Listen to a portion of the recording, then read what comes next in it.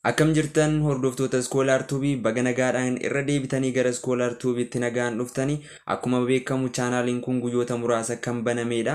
Kanaafuu chaanaalii kanaaf subscribe gootanii gargaarsa keessan nu waliin jiraachuu keessan nutti agarsiisaa jecha akkasumas viidiyoo Neelsan Maandeellaa irratti xiyyeeffate haala addaa ta'een hojjetnee gallakkisnee jirra. Kanaafuu viidiyoo sanas ilaalaa buhaaraa akkasumas immoo viidiyoo gabaabduu hojii chaanaalichi kun irratti xiyyeeffatu hojjennee gallakkisnee jirra. Isas laaltanii hojiin isaa maal akka ta'e sirriitti beekuu dandeessu. Viidiyoo kana irratti immoo waa'ee qubee afaan Oromoo bifa addaatiin qabadhee isiniif dhiyaadheen jira. Hamma dhuma viidiyoo kanaatti na hordofaan affeerraa kiyya. Egaa bocni qubee afaan Oromoo boca qubee afaan Ingiliffaa waliin wal fakkaataadha. Akkasumas immoo baay'inni qubee afaan Oromoo walumaa galatti 26 boca irratti hundaa'uudhaan immoo qubee gurguddaa fi qubee xixiqqaa jenneetoo addaan baasne jechuudha. Bocni qubee guddaatis akkana fakkaata. Yoo dubbisnus immoo A, B, C, D, E, F, G, H, I, J, K, L, M, N, O, X, Q, R, S, T, U, V, W, X, Y, Z jenneetoo dubbisna jechuudha. Bocni qubee xixiqqaa boca qubee gurguddaatirraa garaagarummaa ni qaba. Haa ta'u malee qubeewwan xixiqqoo tokko tokko qubee gurguddaa xiqqeessuudhaan kan barraa'anis ni jiru.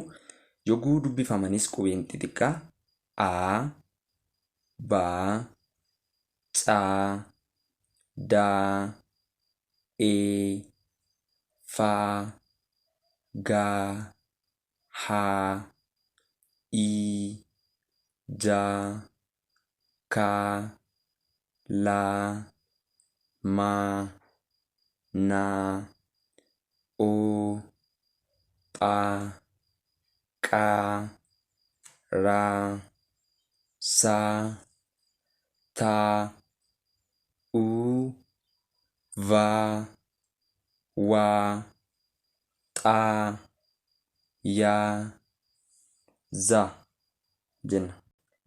Qubee gurguddaa fi qubee xixiqqaa immoo haala kanaan akkatti wal biratti isiniif barreesseen jira. Boca isaanii kana immoo ilaaltanii wal dorgomsiisuu dandeessu jechuudha. Qubeen jalqabaa shanan afaan Oromoo kan jalqabaa A, B, C, D, E. Qubeen kara mirgaatitti argaman qubee xixiqqaadha. Kara bitaatitti warri argaman immoo qubee gurguddaadha. Qubeen shanan itti aanan immoo K, L, M, N, O. Egaa qubeelee kanneen keessaa kaan qubeen xiqqaan kan uumamu qubee gudduma sana xiqqeessuudhaan jechuudha. Maanis haaluma sanii naan akkasii muti laafi naan oon immoo qubuma guddaa sana gadi xiqqeessuudhaan qubee xiqqaan uumama jechuudha.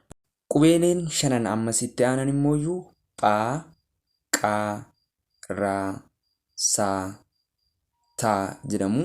Qubeen xiqqaan Phaa fi qubeen xiqqaan Saa qubee guddaa Phaa fi Saa sana xiqqeessuudhaan barreeffama jechuudha.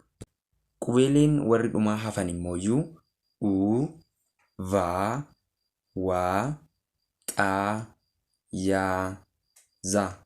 Qubeeleen kunniin qubeeleen xixiqqaan isaanii kan uumaman warra qubeelee gurguddaa san boca isaanii xiqqeessuudhaan jechuudha. Kanaafuu yoo U barreessitan, V barreessitan, W barreessitan, X, Y fi Z yoo barreessitan warra qubee xixiqqaa warruma qubee gurguddaa sana xiqqeessitanii barreessitu jechuudha. Qubeen afaan Oromoo iddoolee gurguddaa sadiitti qoodama. Akkasumas inni tokkoffaan qubee dubbifamaa jedhama. Baay'inni qubee dubbifamaa 21. Isaanis B, C, D, F, G, H, ja, ka, la, ma, na, pha, qa, ra, sa, ta, va, wa, xa, ya, za.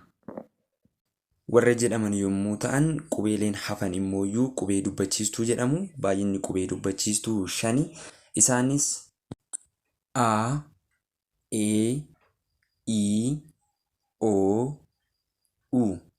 a, e, i, o, u. Faayidaan qubee dubbachiistuu qubee dubbifamaa fi qubee dachaa waliin gurmuu uumuudhaan sagalee uumuudha. Kanaafuu qubeen dubbachiistuun hoo hin jiraanne sagaleen hin jiru jechuudha. Faayidaan ishee sanaadha. Qubeen inni itti aanu immoo qubee dachaati. Baay'inni qubee dachaa 7. Qubeen dachaa kan uumamu gurmuu qubeen dubbifamaa 2 garagaraa waliin taasisuun kan uumamu. Qubeen dachaa 7 immoo kanneenidha. Cha, dha, nya, pha, sha, tsa, zha. Cha, dha, nya, pha, sha, tsa, zha kan jedhaman yommuu ta'u, qubee dachaa keessaa qubeen 4 kan akka cha, dha, pha, shan. Qubeen haan hariiroo qubee kaawwan kan akka caa fi daa, phaa fi saa waliin taasistuun uumamanidha. Haan yommuu caa waliin hariiroo taasistu chaan ni uumamtee, haalumas wal fakkaatuun dhaa, phaa fi shaanis haala saniin uumaman. Qubeen dachaa 2 kan akka nyaa, zhaan immooyyuu qubeen yaa, qubee naa fi zaa waliin hariiroo uumteen kan uumamanidha. Qubeen dachaa isheen dhumaa takkittiin haftee, tsaan immooyyuu hariiroo taan saa waliin taasisteen kan uumamtedha. Kanaafuu viidiyoon har'aaf qabadhee dhiyaadhe kan wal fakkaata ture. Chaanalichaaf haaraa yoo taatan sabiskiraayib gootanii nu cinaa jiraachuu keessan nutti agarsiisa. Akkasumas viidiyoo jaalattan laayik godhaa, koomentiis nuuf barreessaa. Yaadni keessan nu jajjabeessa waan ta'eef koomentii barreessuun irraa haffatinaa. Hamma viidiyoo biraatiin wal agarrutti immooyyuu